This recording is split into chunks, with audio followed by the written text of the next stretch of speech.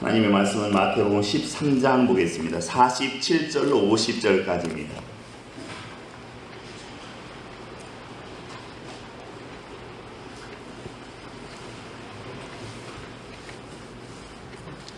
마태복음 13장 47절에서 50절까지입니다. 한 절씩 교독합니다. 또 천국은 마치 바다에 치고 각종 물고기를 모는 그물과 같으니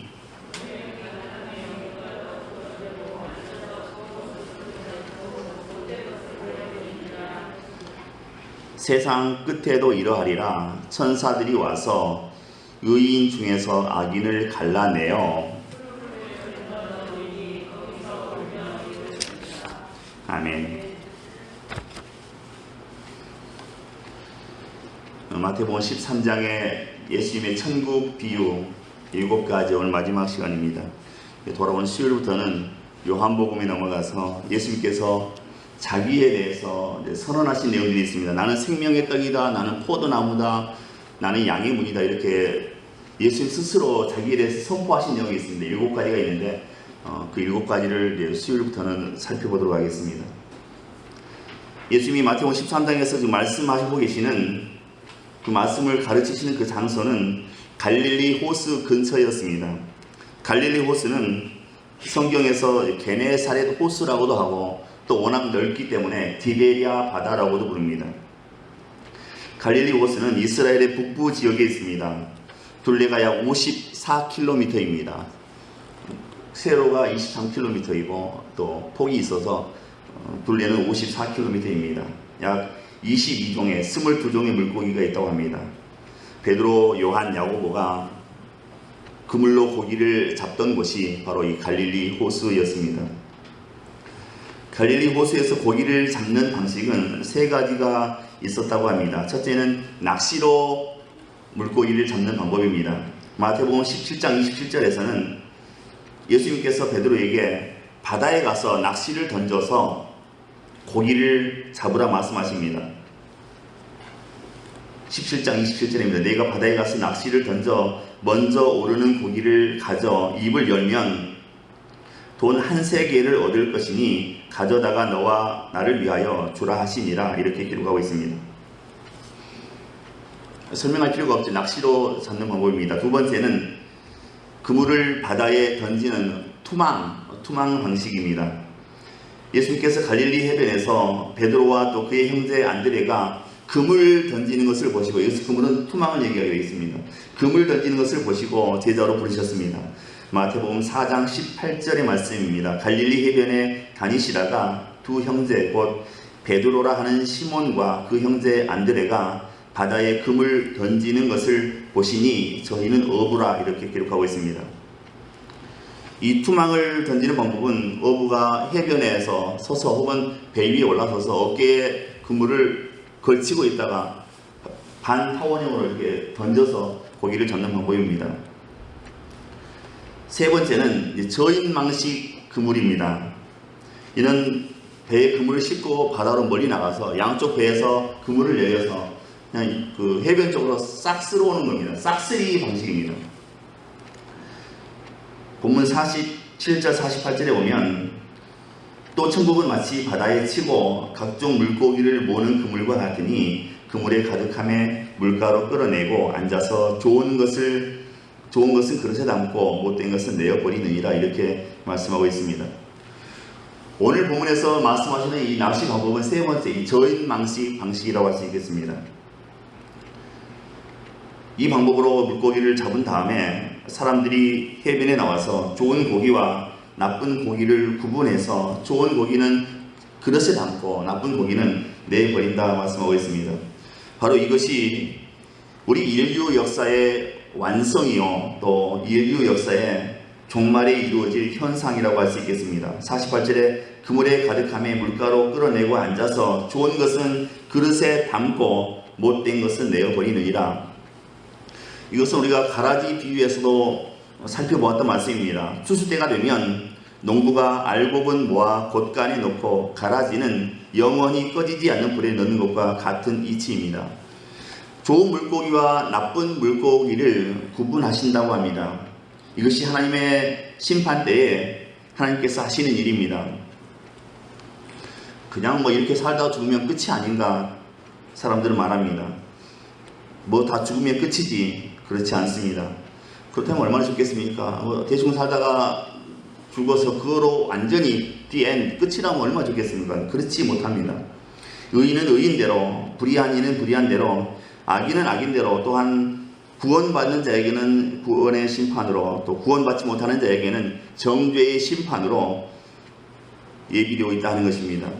49절과 50절입니다. 세상의 끝에도 이러하리라. 천사들이 와서 의인 중에서 악인을 가려내어 풀무불에 던져 넣으리니 거기서 울며 이를 갈미 있으리라. 이렇게 기록하고 있습니다. 우리 하나님은 공의의 하나님이십니다. 죄에 대해서 반드시 책임을 물으시는 하나님이십니다. 우리가 힘들어도 이 사실은 반드시 받아들여야 하는 사실입니다. 역사와 인생은 돌고 도는 것이 아닙니다. 우리는 그렇게 흔히 얘기하죠. 역사는 돌고 돈다, 인생도 돌고 돈다 하는데 전혀 그렇지가 않습니다. 아주 비성경적입니다. 우리는 한 지점, 곧 심판의 때를 향해서 지금 한 걸음 한 걸음 나아가고 있는 것입니다. 빙빙 도는 게 아닙니다. 우리는 정해져 있는 그 때에 그 심판을 향해서 한 걸음 한 걸음 나아가고 있습니다. 빙빙 도는 게 아닙니다. 이것이 역사의 끝이요, 또 심판의 때입니다. 인생도 마찬가지입니다. 평생에 돌잔치만 하면 얼마나 좋겠습니까? 날이면 날마다 잔치하면 얼마나 좋겠습니까? 하지만 인생의 시작이 있으면 반드시 마지막이 있습니다. 인생의 마지막은 죽음입니다. 이 죽음을 환영하는 사람은 아무도 없습니다. 그렇다고 죽음은 연장되거나 거부할 수 있는 것도 역시 아닙니다. 죽음을 부정한다고 해서 죽음이 없어지는 것도 아닙니다. 죽음이 싫고 두렵고 인정하고 싶지 않지만 그러나 그 죽음은 내 안에 있고 반드시 나와 관계되어 있다 하는 사실입니다. 그래서 지혜로운 사람은 죽음을 인정하는 사람입니다. 죽음을 인정한다고 하는 것은 죽음을 준비한다는 말입니다. 또 죽음을 준비한다고 하는 말은 심판에 대비한다는 말이 되겠습니다. 사실 우리 모두는 청직입니다. 영어로 매니저. 우리는 하나님 앞에 청직입니다. 모든 것이 내 것이 아닙니다. 내가 가지고 있는 것, 내 주머니에 있는 것까지 사실은 내 것이 아닙니다. 그런데 이 청지기가 꼭 해야 할 것이 있습니다. 주인을 만나면 반드시 결산을 해야 합니다. 결산을 피해갈 수 있는 청지기는 세상에 아무도 없습니다. 잠시 그 결산이 보류될 수는 있어도 반드시 결산을 해야 되는 것입니다. 그 결산할 때에 우리가 양인지 염소인지 알곡인지 가라지인지 쭉정이인지 다 알게 되는 것입니다. 좋은 물고기인지 나쁜 물고기인지 악한 종인지 착한 종인지 지혜로운 처녀인지 미련한 다섯처녀인지 다 드러나게 되어 있습니다. 그러나 그때 가서 후회하면 늦습니다. 돌이킬 시간도 회개할 시간도 그때는 주어지지 않습니다. 악인은 풀무불에 던져서 울며 이를 갈게 된다 이렇게 말씀하고 있습니다. 그래서 나에게 지금 나에게 천국이 있는가 확인하는 게 굉장히 중요합니다. 느긋하게 언젠간 나에게도 천국이 오겠지 이런 마음으로 살면 안 된다는 것이지요. 심판의 때는 호련히 갑자기 예고 없이 우리에게 찾아오는 것입니다. 고린도후서 6장 2절 하반절에 이렇게 기록하고 있습니다. 보라 지금은 은혜 받을 만한 때요, 보라 지금은 구원의 날이로다 이렇게 기록하고 있습니다.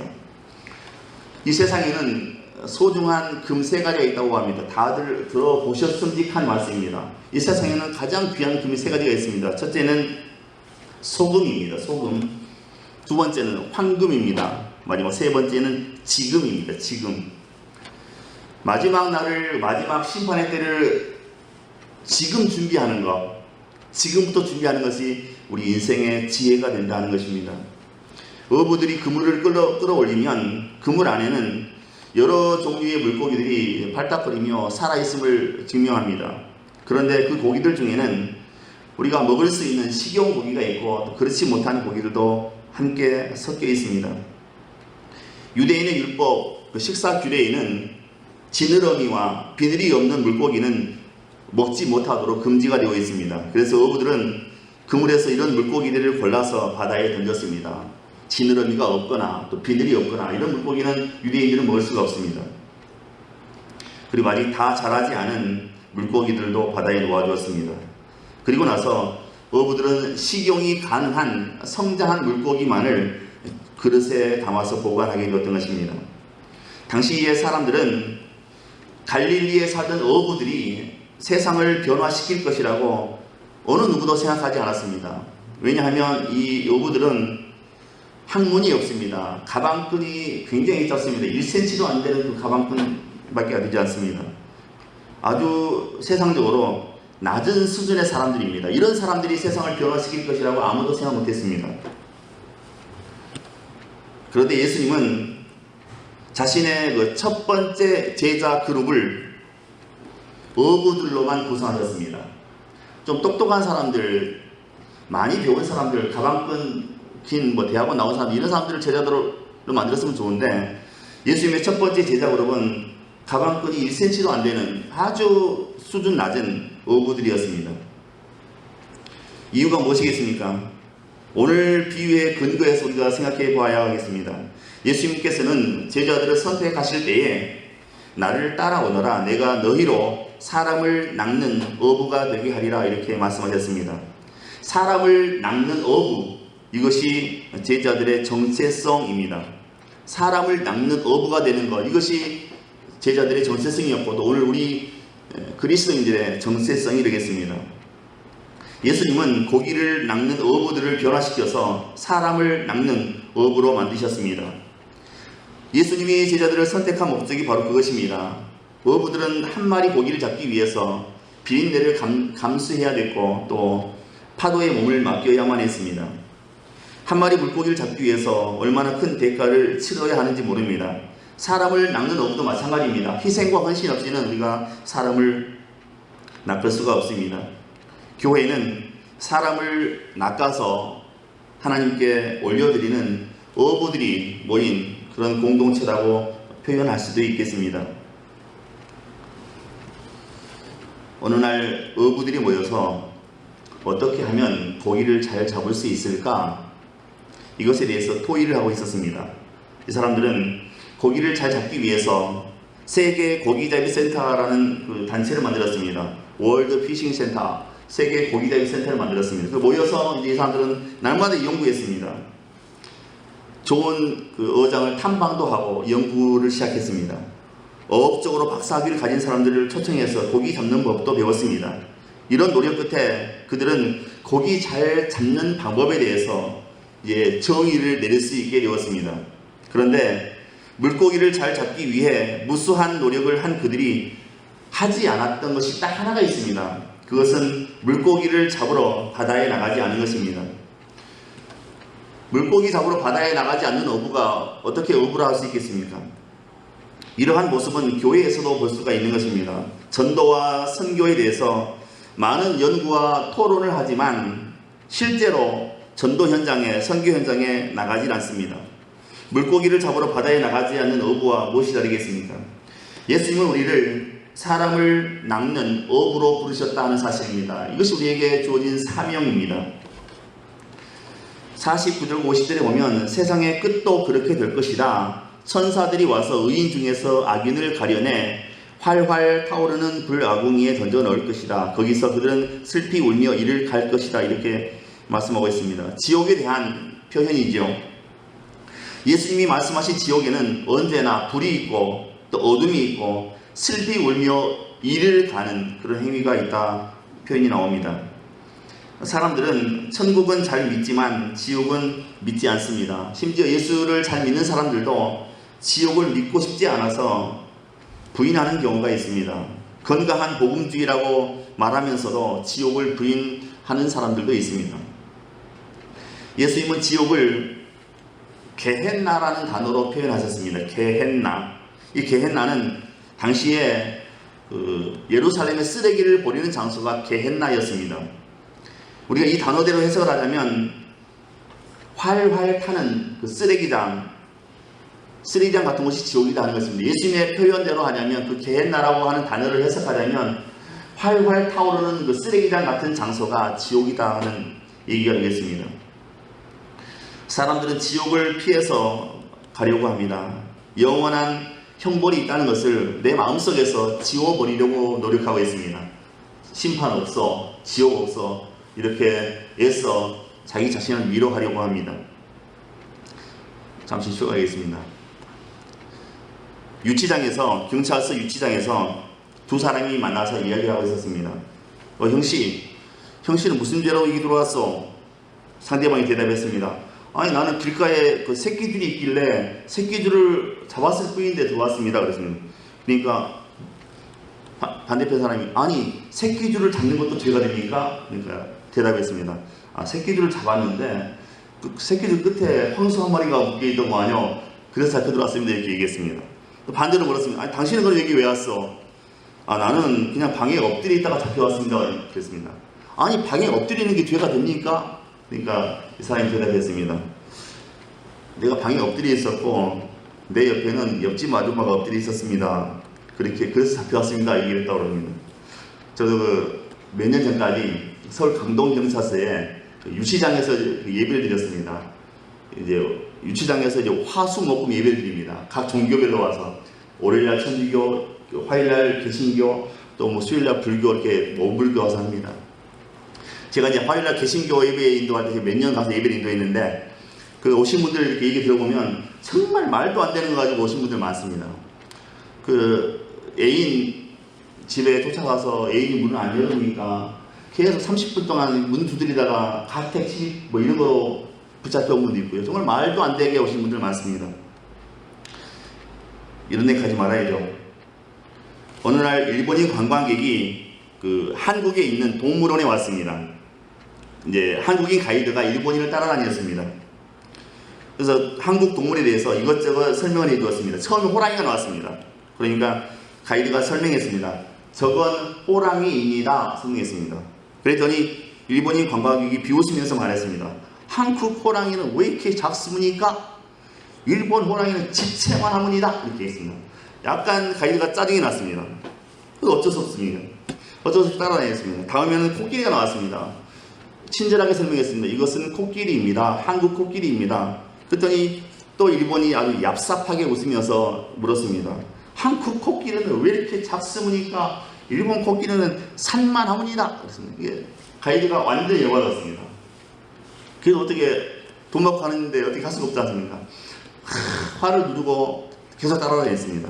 근데 일본이 앞서가더니 이번에는 그 캥거루 앞에 서더니 고개를 막 갸우뚱 하는 겁니까?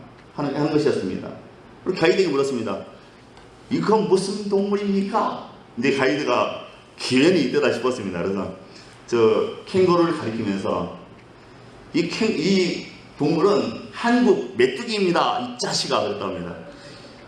이것은 한국 메뚜기다. 이 자식아. 그랬다고 합니다. 얼마나 통쾌합니까? 캥거루를 가리켜서 한국 메뚜기라고 설명했다고 합니다. 오늘 본문에서 그물은 신앙의 공동체인 교회를 의미합니다. 그물을 던져 갈릴리 호수에서 많은 물고기를 모으듯이 교회를 통해서 많은 사람들이 전도가 되어서 교회로 모여들 것을 의미하는 것이지요. 교회 예배당에 많은 사람들이 모여드는 것이 주님의 뜻이며, 또 하나님께서는 이 땅에 살고 있는 수많은 인류 가운데서 택한 백성을 부르시되 이 교회라는 기관을 통해서 부르시는 것입니다.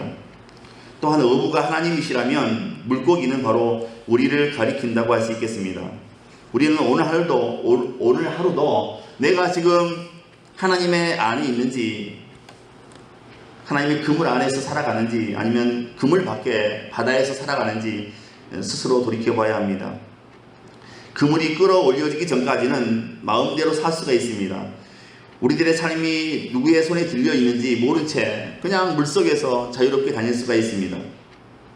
무엇을 먹을까, 무엇을 입을까, 마실까, 많은 것들을 기대하면서 살아갈 수가 있습니다. 그런 시간들 속에서 우리에게 자유가 주어지면 우리는 더욱더 욕심을 향해서 달려가게 됩니다. 그러나 우리가 기억해야 할 것이 있습니다. 보이지 않아도 계시는 분이 있고, 또 느껴지지 않아도 역사하고 계시는 분이 있다는 사실입니다.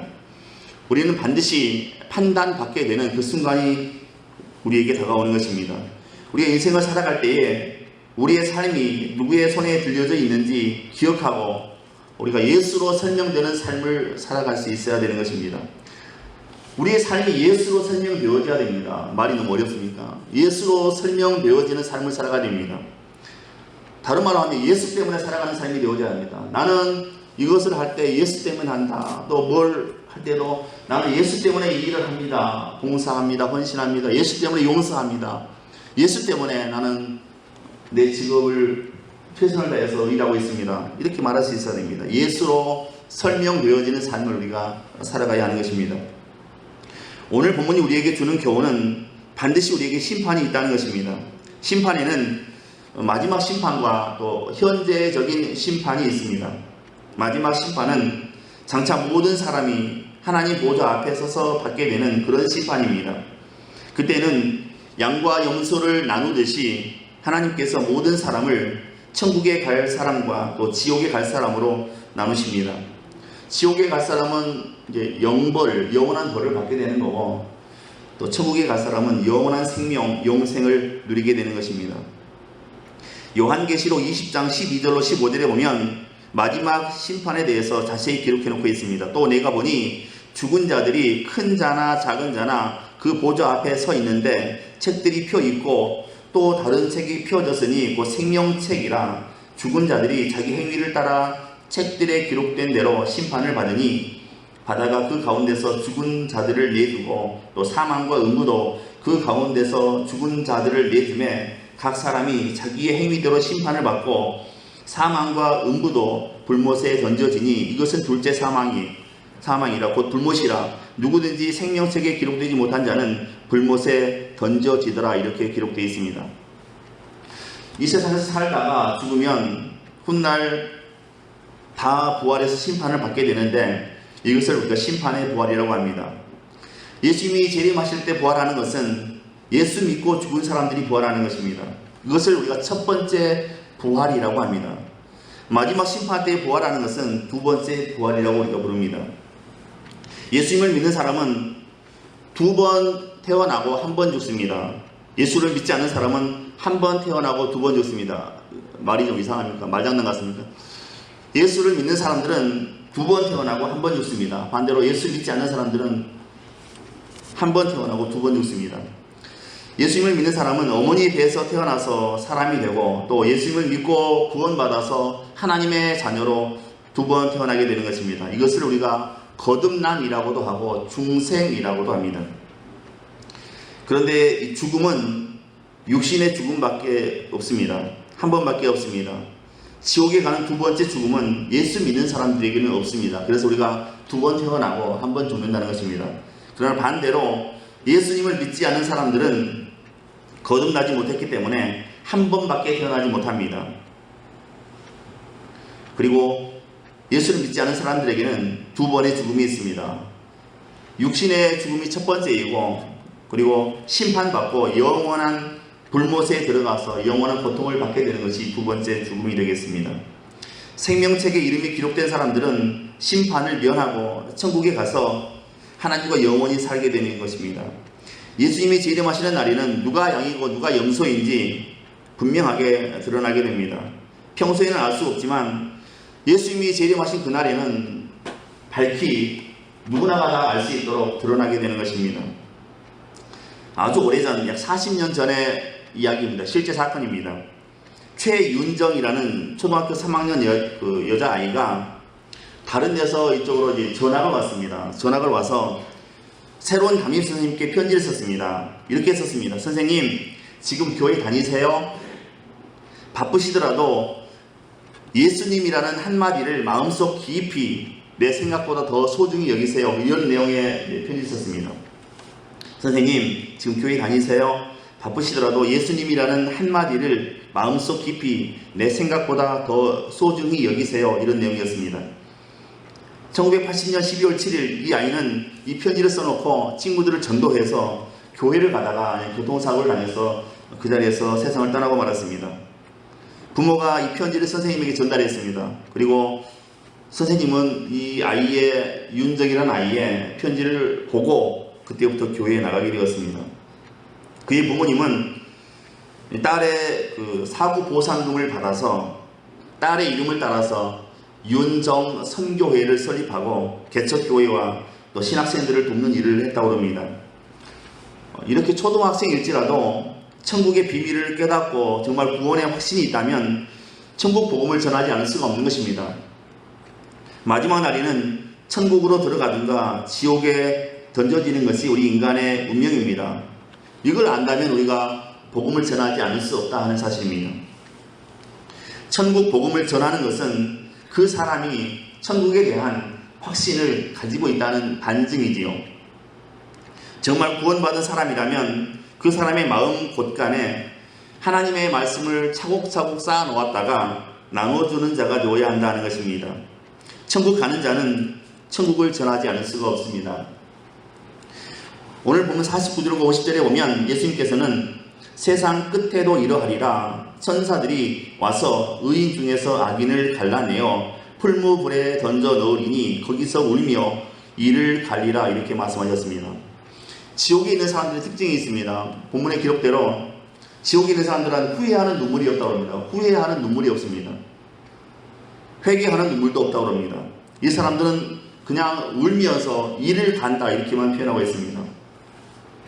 지옥에 들어갔으면 그때라도 회개하면 좋은데 눈물 흘리면서 주님 잘못했습니다 하면 좋은데 지옥에 들어간 사람들은 지옥에 안에 있어도 불구하고 후회하는 눈물도 없고 회개하는 눈물도 없다고 합니다. 오직 이를 뻑뻑 갈른다 이렇게 기록하고 있습니다. 원망한다는 거죠. 한이 맺혀서 증오심에 가득 차서 자신을 지옥에 보낸 하나님을 원망하고 하나님을 미워하면서 이를 뻐득뻐득 간다 그런 얘기입니다. 말씀을 정리하겠습니다. 지옥은 우리 머릿속으로 상상으로 꾸며낸 장소가 아닙니다. 실제 존재하는 끔찍한 장소입니다. 엄청난 고통이 있는 곳입니다. 우리가 길을 쓰고서라도 피해 가야 할 곳이 바로 이 지옥입니다. 그래서 예수님께서 말씀하시기를 우리에게 있는 모든 소유를 다 팔아서 천국을 사라 이렇게 말씀하신 것입니다. 그래서 우리가 전도하는 것입니다. 지옥이 없다면 왜 전도하겠습니까? 전도할 필요가 없는 겁니다. 다 아무렇게나 살다가 다 천국 가면 왜 전도하겠습니까? 지옥이 있으니까 전도하는 거죠. 우리는 부지런히 복음의 그물을 세상 사람들에게 또 우리 이웃들에게 던져야 합니다. 그래서 예수 믿게 해야 합니다. 믿는 자만이 영생을 얻을 수 있기 때문입니다. 우리가 오늘도 내일도 어깨에 그 영적인 그물을 메고 다니면서 그냥 투망 던지듯이 슉슉 던져놓으면 누군가는 그 그물에 걸려서 천국에 들어가는 천국 백성이 되는 것이니까 그렇습니다. 요한복음 5장 24절에 이렇게 기록합니다. 내가 진실로 진실로 너희에게 이르노니 내 말을 듣고 나 보내신 이를 믿는 자는 영생을 얻었고 심판에 이르지 아니하나니 사망에서 생명으로 옮겼느니라 이렇게 기록하고 있습니다. 그 일생을 살아가면서 나 하나 천국 가는 거 그거 감사한 일입니다. 하지만 주님 말씀 따라서 우리가 복음의 그물을 들고 나가서 세상에 또 이웃에게 복음의 그물을 뿌려서 던져서 많은 사람을 그 복음의 그물로 건져서 천국 들어가게 하는 이 사명을 우리가 넉넉히 감당해내는 저와 여러분의 삶이 되시기를 주님의 이름으로 축원드립니다. 기도합니다. 은혜로우신 하나님, 이 시간 우리에게 믿음을 더해 주옵소서. 우리의 일생을 살아가면서 나 하나 잘 사는 것보다 많은 사람들을 주님께로 인도하는 귀한 믿음의 사람들, 사명의 사람들 다 될 수 있도록 역사하시고 축복해 주옵소서. 날마다 우리가 복음의 그물을 어깨에 메고 나가서 세상 사람들을 구원할 수 있도록 성령께서 날마다 도와주시고 축복하옵소서. 믿고 감사하오며 예수 그리스도 이름으로 기도하옵나이다. 아멘.